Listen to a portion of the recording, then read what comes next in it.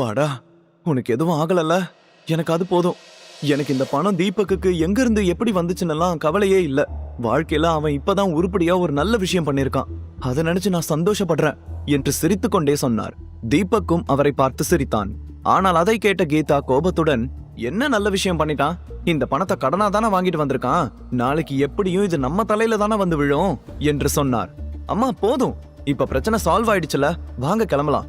எதுவா இருந்தாலும் வீட்டுக்கு போய் பேசிக்கலாம். இங்க எல்லாரும் நம்மளையே பார்த்துட்டு இருக்காங்க என்று சொன்ன ஷர்மிளா அவர்களை அழைத்து கொண்டு அந்த இடத்திலிருந்து வெளியே சென்றாள்.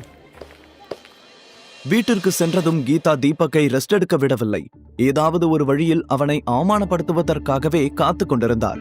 வீட்டிற்குள் நுழைந்ததுமே, ஹே தண்டசோரு, சும்மா நின்னுட்டு இருக்காம இஞ்சி தூக்கலா சூடா டீ போட்டு கொண்டு வா என்று அதிகார தொனியில் சொன்னார். சரிங்க ஆண்டி என்று அமைதியான தொனியில் சொன்ன தீபக் அங்கிருந்து கிச்சனுக்குள் நகர, இங்க பாரு, டீ போடும்போது ஏலக்காய அளவா யூஸ் பண்ணு. உங்க வீட்ல இருந்து யாரும் இங்கே எதையும் கொடுத்துட்டு போகல என்று கோபமாக சொன்னார் கீதா. அதை கேட்டு தீபக் மெல்லிய புன்னகை செய்து கொண்டான். ஏனென்றால் ஷர்மிளாவின் தாத்தா சதாசிவத்திற்கு தொழில் தொடங்க பணம் கொடுத்து உதவியதே தீபக்கின் தாத்தா பெரியய்யா சேதுபதிதான்.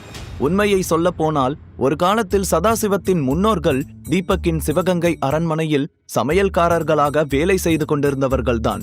அவன் சிரிப்பை பார்த்து கீதா எரிச்சலுடன், என்ன சிரிக்கிற? இந்த தடவை டீ மட்டும் நல்லா இல்லாம இருந்துச்சு. அந்த டீ உன்னோட மூஞ்சில தான் இருக்கும் என்று கோபமாக சொன்னார். தீபக் எந்த பதிலும் சொல்லாமல் அமைதியாக தலையை ஆட்டியபடி அந்த இடத்தை விட்டு நகர்ந்தான். அவன் சென்றதும் கீதா ஷர்மிளாவை பார்த்து, ஷர்மி, இப்ப அந்த பணத்தை திருப்பி கொடுக்க என்ன வழி? எப்படியும் அது நம்ம கழுத்தை தானே சுத்தி இருக்கு.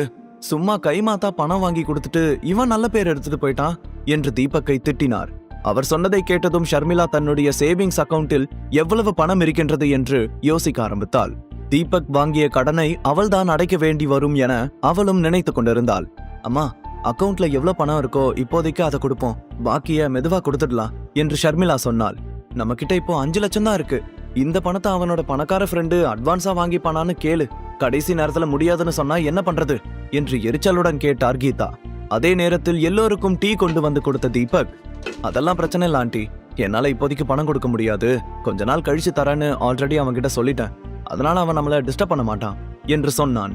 உடனே ஷர்மிளா கீதாவை பார்த்து, ஆனா நம்ம கிட்ட இருக்கிற 5 லட்சத்தை இப்ப கொடுத்துடலாம் என்று சொல்ல, அவனே வேண்டாங்கிறான், எதுக்குடி என்றார் கீதா. அதை ஷர்மி பொருட்படுத்தவே இல்லை. தீபக், உங்க ஃப்ரெண்டு கிட்ட இந்த 5 லட்சம் பணம் கொடுக்கும்போது என் சார்பா தேங்க்ஸ் சொன்னதா சொல்லிடுங்க. அவர் நமக்கு பெரிய உதவி பண்ணிருக்காரு என்று சொல்ல தீபக் சிரித்து கொண்டே, சரி ஷர்மி என்று சொன்னான். சரி சரி, பல்ல காட்டாம சீக்கிரம் போய் டின்னருக்கு ரெடி பண்ணு, எனக்கு பசிக்குது என்று கீதா கோபமாக சொல்ல, என்ன சமைக்கணும் என்று கேட்டான் தீபக். அதற்கு 3 பேரும் 3 விதமான உணவுகளை சொல்ல தீபக் எந்த மறுப்பும் தெரிவிக்காமல் வேகமாக சென்று சமையல் வேலையை ஆரம்பித்தான்.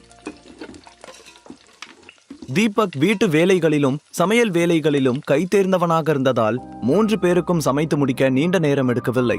சிறிது நேரத்தில் சமையல் தயாரானது. எல்லோரும் சாப்பிட்டு முடித்துவிட்டு அவரவர் ரூமுக்கு சென்றார்கள். ஆனால் தீபக் மட்டும் கிச்சனை கிளீன் செய்து பாத்திரங்களை எல்லாம் கழுவி வைத்துக் கொண்டிருந்தான். அப்போது ஷர்மியின் முகம் அவனுக்கு ஞாபகம் வந்தது. இன்று முதல் முறையாக அதில் ஒரு மரியாதை கலந்த பார்வை இருந்தது. அதை நினைத்து ரசித்தவன் வேலையில் மூழ்கி போனான். நேரம் 11 மணியை தாண்டி கொண்டிருந்தது. அந்த நேரத்தில் திடீரென்று அவனுக்கு ஒரு கால் வர தீபக் போனை எடுத்து அட்டன் செய்து காதில் வைத்தான். சார், நான் ஆதவன் பேசுறேன். இந்த டைம்ல உங்களை டிஸ்டர்ப் பண்ணதுக்கு என்ன மன்னிச்சிடுங்க என்று ஆதவன் தயங்கிக் கொண்டே சொல்ல, என்ன விஷயம் ஆதவன் என்று கேட்டான். சார், ஒரு முக்கியமான டாக்குமெண்ட்ல நாளைக்கு உங்களோட கையெழுத்து தேவைப்படுது. நாளைக்கு நீங்க ஃப்ரீயா இருப்பீங்களா? நீங்க எங்க வரணும்னு மட்டும் சொல்லுங்க, நானே நேர்ல வந்து சைன் வாங்கிக்கிறேன் என்று பணிவுடன் சொன்னான் ஆதவன்.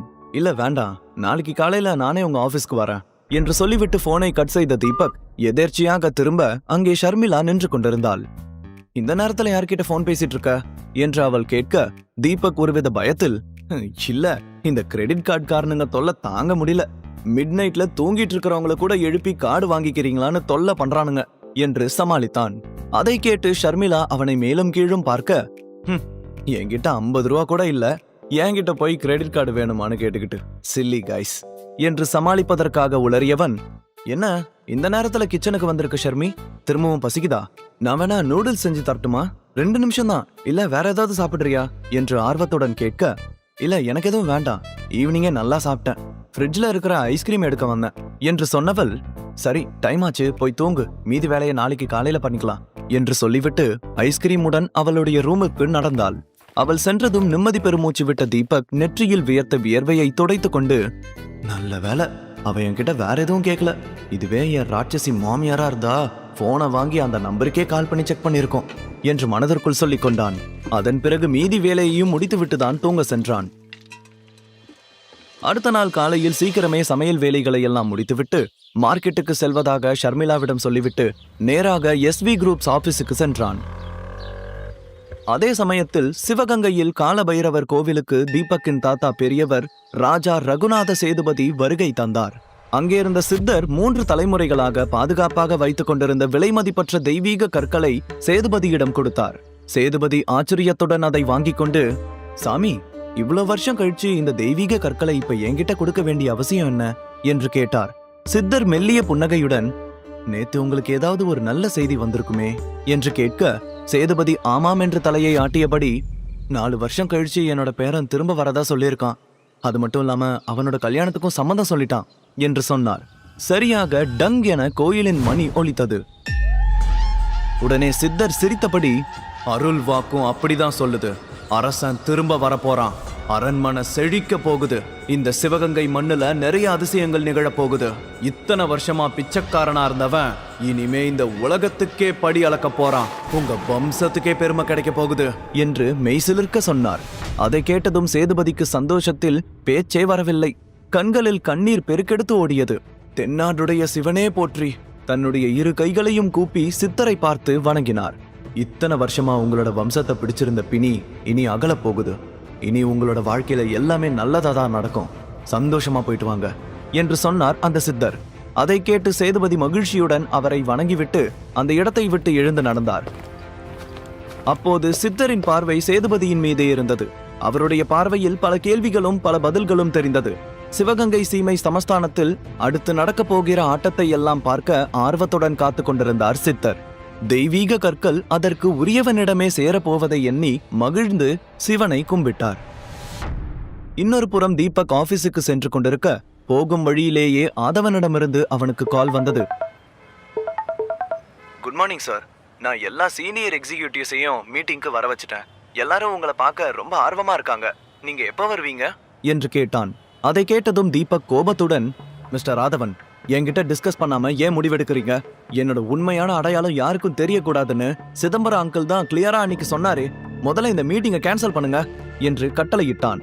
அந்த வார்த்தையில் பயந்து போன ஆதவன், சாரி சார், உடனே மீட்டிங்கை கேன்சல் பண்றேன், உங்களை பத்தி இனி யாருக்கும் எதுவும் தெரியாது, I will keep this as highly confidential, நீங்க கவலைப்பட வேண்டாம் சார் என்று சொன்னான். சரி, நான் கிட்ட வந்துட்டேன், நீங்க என்னோட கேபின்ல வெயிட் பண்ணுங்க, எனக்கு ரொம்ப நேரம் டைம் இல்ல, சைன் பண்ணிட்டு சீக்கிரம் கிளம்பணும் என்று சொல்லிவிட்டு போனை கட் செய்தான் தீபக். அதன் பிறகு அடுத்த 5வது நிமிடத்தில் SV குரூப்ஸ் பில்டிங்க்கு வந்து சேர்ந்தான். ஆட்டோவை விட்டு இறங்கி உள்ளே போகும் சமயத்தில் அவனுடைய கண்கள் அங்கே நின்றிருந்த ஒரு காரின் மீது, அதிலிருந்து இறங்கிய 2 பேரின் மீது விழுந்தது. விலை உயர்ந்த ஆடைகளை அணிந்து பார்க்கவே ரிச்சாகவும் பந்தாவாக அவர்கள் நின்று கொண்டிருந்தார்கள். அவர்களை தீபக் முன்பே அறிந்திருந்தான். அதனால் முகத்தை திருப்பிக் கொண்டு நடக்க அந்த பெண் அவனை பார்த்து, ஹேய் பிரதர்-இன்-லா, என்ன இந்த பக்கம்? இந்த இடத்துக்குள்ள உன்ன மாதிரியான ஆளுக்கெல்லாம் இடம் இல்லையே, வழி தவறி வந்துட்டியா மேன் என்று சொல்லிக்கொண்டே நக்கலாக சிரித்தாள். அவள் வேறு யாரும் இல்லை, ஷர்மிளாவின் சித்தப்பா பெண் கார்த்திகா. சிஸ்டர் முறை. கார்த்திகாவிற்கு சிறுவயதிலிருந்தே ஷர்மிளாவை பிடிக்கவில்லை. அதற்கு பல காரணங்கள் இருந்தது. அழகு, அறிவு, பர்சனாலிட்டி என எல்லாவற்றிலும் ஷர்மி கார்த்திகாவை விட ஒரு படி மேலே இருந்தாள். ஆனால் ஷர்மிளா தீபக்கை போன்ற ஒரு எதற்கும் உதவாத ஒருவனை கல்யாணம் செய்ததில் இருந்து கார்த்திகாவின் மனதிற்குள் சொல்ல முடியாத சந்தோஷம் குதித்து கொண்டிருந்தது. சந்தர்ப்பம் கிடைக்கும் போதெல்லாம் தீபக்கை காரணமாக வைத்தே ஷர்மிளாவை அவமானப்படுத்துவதை வழக்கமாக வைத்திருந்தாள். ஆனா இன்னைக்கு சீனே வேற. சிட்டியிலேயே பெரிய பணக்காரனான கேசவனின் ஒரே மகனான சித்தார்த்தை கார்த்திகா காதலித்து திருமணம் செய்து கொள்ளவிருந்தாள். அவளின் பாட்டி காயத்ரி தேவிதான் இந்த திருமணத்தை முன்னின்று நடத்தி வைக்கிறாள்.